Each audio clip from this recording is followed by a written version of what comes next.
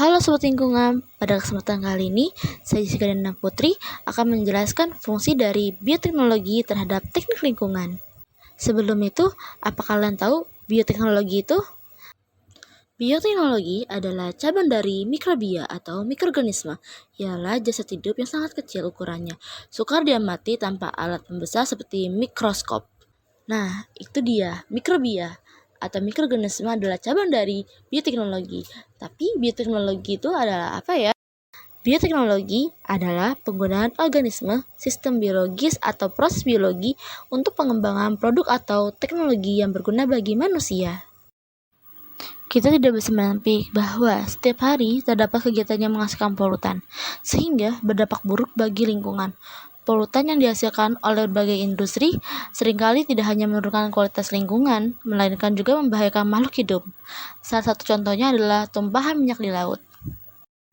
Akibat tumpahan minyak yang mencemari laut dapat membahayakan biota laut serta makhluk hidup yang mengkonsumsi biota dari laut tersebut.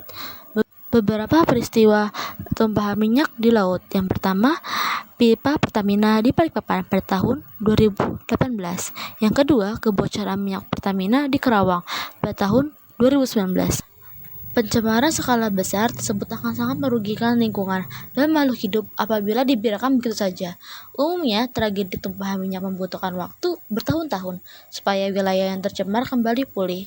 Durasi pemulihan tersebut bervariasi tergantung tingkatan keparahan pencemaran yang terjadi. Penerapan bioteknologi di bidang lingkungan atau yang disebut dengan grey bioteknologi dapat dimanfaatkan untuk menangani pencemaran lingkungan, baik pencemaran yang terjadi di tanah, air, udara, atau sedimen. Melalui pemilihan mikroorganisme dan metodologi yang tepat, pencemaran lingkungan dapat diatasi. Selain ramah terhadap lingkungan, grey bioteknologi juga relatif lebih murah daripada menggunakan bahan kimia. Cara mengatasi pencemaran di lingkungan menggunakan bioteknologi ini disebut dengan bioremediasi.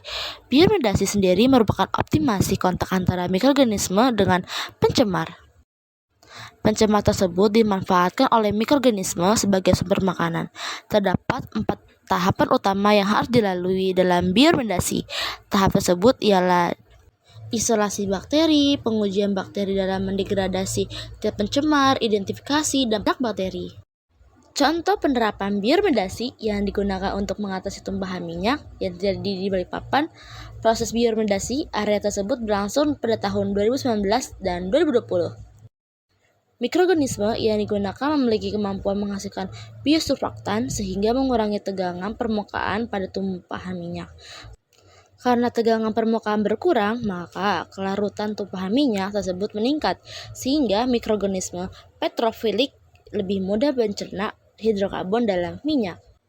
Mungkin cukup sekian penjelasan dari saya. Mari nanti kita ulik kembali tentang apa itu bioteknologi. Sampai jumpa.